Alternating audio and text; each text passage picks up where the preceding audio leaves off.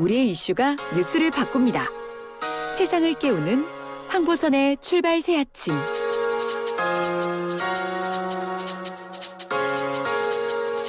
네, 만관유 시간으로 첫 번째 문을 열어보겠습니다. 이현웅 아나운서 스튜디오에 나와 있습니다. 안녕하십니까? 예, 안녕하십니까. 이현웅입니다.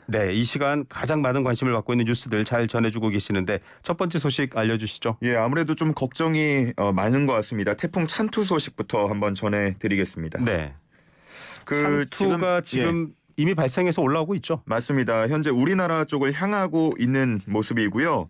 오늘 이제 중국 상하이 남남동 쪽에서 방향을 꺾으면서 오는 16일에 제주도 서귀포 서남서쪽에 도달하고 17일에는 전남 여수 남남서쪽 인근까지 다가설 것으로 보입니다. 네, 지금 상암동 스튜디오 창밖으로는 아직 햇살과 파란 하늘이 보이고 있는데 남부지방은 또 비가 온다라는 얘기도 있고 간접적으로는 태풍 영향권에 들었다라고 봐야겠네요. 예, 맞습니다. 우선 오늘부터 이제 남부지방은 좀 흐리겠고요. 또 제주도에는 비가 올 것으로 보입니다.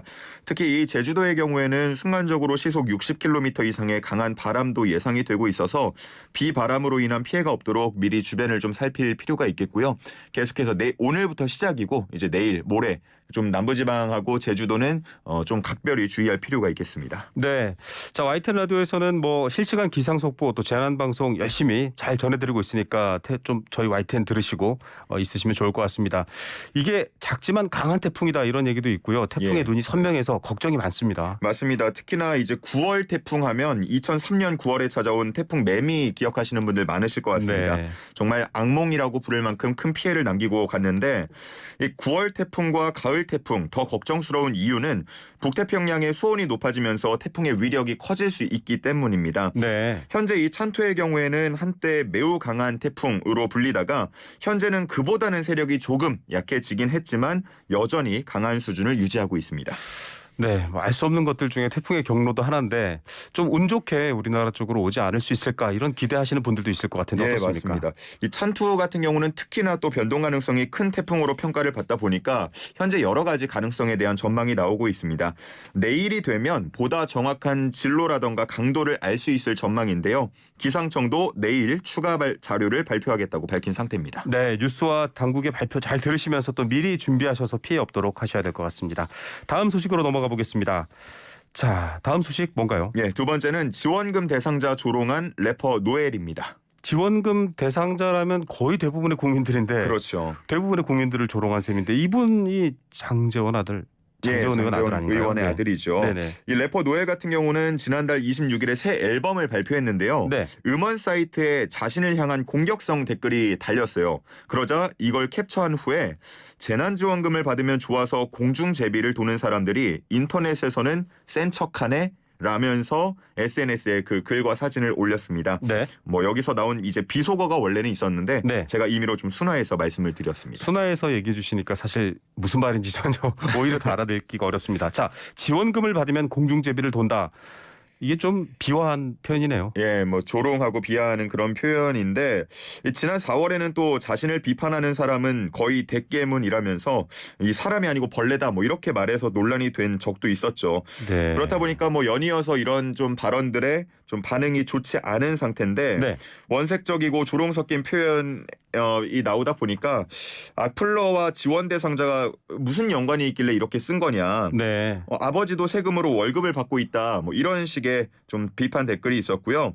아들이 아버지 망신만 시키고 다닌다. 뭐 이런 내용들도 함께 있었습니다. 네, 뭐 아버지를 떠나서 대중들에게 기쁨을 줘야 되는 가수라면 이런 표현은 잘못된 것 같습니다. 맞습니다. 다음 소식 들어보겠습니다. 네, 세 번째는요. 여성 비율 높이는 경찰청입니다. 여성 비율은 꾸준히 높여왔는데 더 높인다는 소린가요? 예, 이게 부서마다 여성 비율이 조금씩 다른데 현재 경찰청 내 19개 부서 중에서 여성 비율이 가장 낮은 경비국의 경우는 2.9% 정도입니다. 근데 이거를 2024년에 5.8%까지 조금 높이겠다고 했고요. 또 현재 4.5%인 대변인실 같은 경우는 13.5%까지 높이기로 했습니다.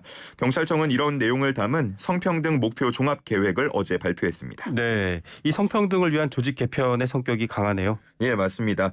이 경찰 업무 특성상 대국민 접촉이 많기 때문에 조직 내의 성평등이 특히 중요하다라면서 여성 경찰관이 너무 적은 부서의 여성 비율이 높아지면 대국민 치안 서비스에도 도움이 될 것이다라는 그 이유를 이유를 밝혔습니다. 네. 또 이번 종합계획에는 일과 생활의 균형을 위한 근무 환경 조성 그리고 조직 내 성범죄 근절 등의 목표도 함께 포함이 됐습니다. 네.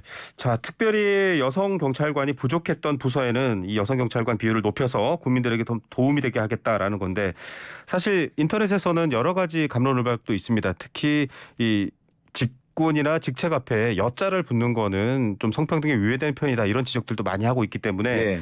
그런 논란이 있는 만큼 또 뭔가 다른 반응들도 있겠네요. 맞습니다. 그리고 특히나 이제 뭐 치안을 담당하는 업무 특성상 아무래도 뭐 신체적인 그런 뭐 힘이라던가 그렇죠. 이런 부분이 좀 떨어지는 여성 경찰을 늘리는 게 도움이 될 것인가라는 부분에 대해서 누리꾼들 사이에서는 정말 여러 의견들이 많이 나오고 있는데 네. 이번에도 아무래도 좀 우려의 목소리도 일부에서는 나오고 있습니다. 네.